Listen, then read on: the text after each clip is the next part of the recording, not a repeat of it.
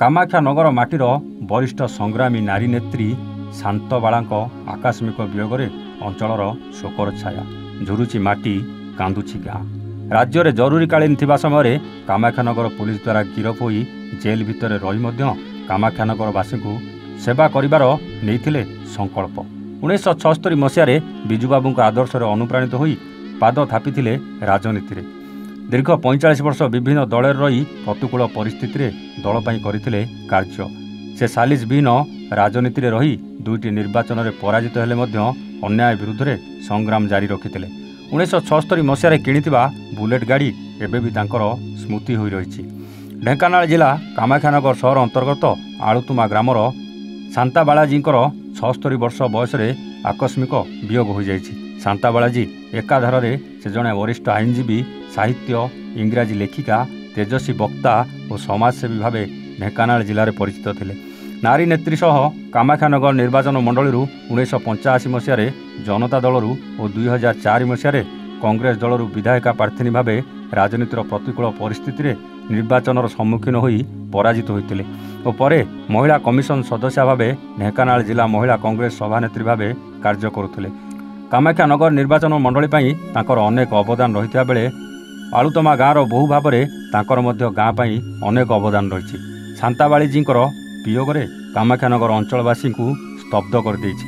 चारिआडे shocker छाया खेली जाइछि।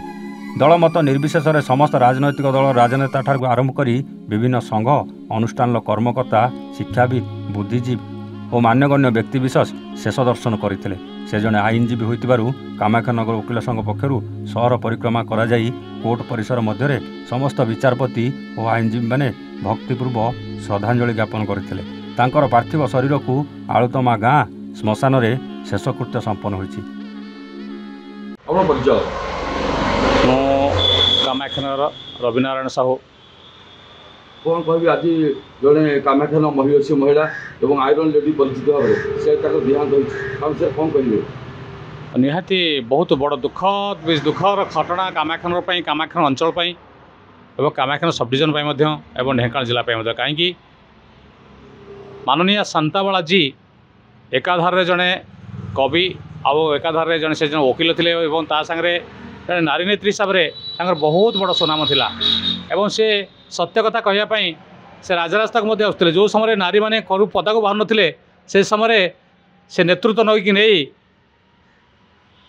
अन्य विरुद्ध लड़ाई करते एवं सामने कहवाई केवल माने डर नथिले से केतबेले एभली माने एभली निर्भीक आयरन लेडी कामाख्यान माटी जन्म होगा विरल हो आज हरे आम बहुत दुख प्रकाश करुचु। सकाल पाख जाई मर शरीर पुष्पमाल्य दौली से समय मो मन चिंता पड़ूला। दिने गोटे कथा मन पड़े 1988 मसीह से मुझे कामाख्यान गोटे छोटिया मोटरसाइकेल गैरेज देती से समय बिजुबाबूर गोटे मीटिंग होता एवं से मीटिंग समस्त खर्च से बहन करते स्टेज तैयारी करते कल्पना क्लब पाखे मुझे निजे उपस्थित थी। से समय निजर जमी माने निजर धन संपत्ति सब खर्च करके माने धान बस्ता बिक्री करके से स्टेज बांधी एवं तांकर दृढ़ नेतृत्व रे बहुत कामाख्यान जनसाधारण उपस्थित थे। दिन में मीटिंग होता दिन 3टा बेले मीटिंग होता सेठी माननीय विजु पट्टनायक जी पूर्वतन स्वर्गत विजु पट्टनायक जी कि आमर ओडिशार गर्व एवं जी बहुत जड़े बहुत बड़ नेता एवं जहाँ दुई देशर जातीय पताका पड़ता से भाई नेतृत्व मत कामाख्यान आसते सेठी से आसी ठियाकरी तांको टिके सम्मान दे नथिले सेटा मते बहुत कष्ट लगिला एवं से सेठू कांदी कांदी पळैथिले आउ से कांद आज पर्यंत से लुहा आज पर्यंत मो छाती भितर मते अच्छी। से भाई महिषी महिला को जेते सम्मान देले मध्य भी जेते नमस्कार कले मध्य भी आमे ता तले छोट हबो बहु प्रभु करंतु। से सदभावेशर जाइछंती तांकर स्वामी श्रीमान श्रीकांत जी को देखा करके आसला परे मते बहुत कष्ट लागितिला किंतु से महिषी महिला तांकर सदभावेशर जा पलि जाइछंती एवं आम समस्त कामाख्यान यहाँ गोटे बहुत बड़ दुखर कथा तांकर शून्यस्थान पूरण हम कि ना मुझे जाने ना किंतु निश्चित भाव से सब मन रे अमर आत्मार सदगति प्रभु जगन्नाथ पाखे विनती पादतल स्थान दिंतु। ओम शांति। मो ना हूँ राघवचंद्र महांती मो घर हूँ आलतुमा। तेणु 1975 मसीह शांताबालाजी आम ଆଳତୁମାଙ୍କୁ ଆସିଥିଲେ ଏବଂ ସେ ମୋ ମାଆକୁ ମା କରିଥିଲେ। ତେଣୁ ମୁଁ ତାଙ୍କୁ ତାଙ୍କର ଭାଇ ହିସାବରେ ତାଙ୍କ ସହିତ ମୁଁ ଜଣେ ହେଉଛନ୍ତି ତାଙ୍କ ସହିତ ଓତପ୍ରୋତଭାବେ ଜଡ଼ିତ। ମୁଁ ଜଣେ ହେଉଛି କ'ଣ ଅବସରପ୍ରାପ୍ତ ପ୍ରାଇମେରୀ ଶିକ୍ଷକ।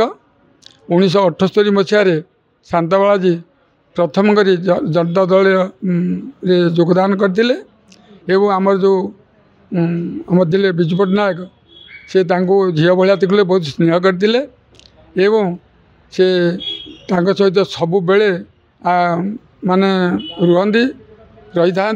ରହିଥିଲେ ଏବଂ ଯେଉଁ ବିଜୁ ପଟ୍ଟନାୟକ ତାଙ୍କୁ ବହୁତ ଭଲ ପାଏ ବହୁତ ସ୍ନେହ କରୁଥିଲେ ଭଲ ପାଉଥିଲେ। ତାପରେ ପରେ ସେ ଏଠୁ ଏମିତି କର୍ମ କଲେ ରାଜନୈତିକ ଦଳରେ ଯାହାକି ଜନତା ଦଳରେ ତାଙ୍କୁ ଟିକେ ଇଏ ଯେଉଁ କାମ କଲେ ଜନତା ଦଳରେ କେତେଜଣ ପ୍ରଭାବଶାଳୀ ଯେଉଁ ରାଜନେତା ସେଥିରୁ ସେ ଆସିକରି ଆମର କଂଗ୍ରେସରେ 1990 ମସିହାରେ ଯୋଗଦାନ କଲେ ଏବଂ ସେ ରାଜନୀତିରେ ତାଙ୍କୁ କେହି ଗୋଟିଏ ସିଙ୍ଗିଲ ପଇସାଟି ବି ତାଙ୍କୁ କେହି କରିନାହାନ୍ତି। ନିଜର ଜମି ବାଡ଼ି ବିକ୍ରି କରି ଇଏ କରି ପୁରା ସର୍ବସନ୍ତ ହେଇଛନ୍ତି। ମୁଁ ବି ନିଜେ ଓତପ୍ରୋତଭାବେ ଜଡ଼ିତ। ଅପା ଆମର ସେ ତୁମର ଅପା, ତେଣୁ ତାଙ୍କର ଗହଣା ଗାଣ୍ଠି ମୁଁ ନେଇକରି ମଠଗୋଳା ଯେଉଁ ବ୍ୟାଙ୍କରେ ବନ୍ଧା ପକାଇ ପଇସା ଆଣେ ଏବଂ ସେ ରାଜନୀତି କରନ୍ତି। ଏଇଭଳି ତାଙ୍କର ସେ ନୀତି ଆଦର୍ଶ ଏବଂ ବହୁତ ଇଏ ଥିଲେ ଏବଂ ସେ ତାଙ୍କର ଏଇ ଯେଉଁ ଆମର କାମାକ୍ଷାନଗର କାହିଁ ଢେଙ୍କାନାଳ ସାରା ଓଡ଼ିଶାରେ ବି ସେ ତାଙ୍କର ମାନେ ବହୁତ ଖ୍ୟାତି ଥିଲେ।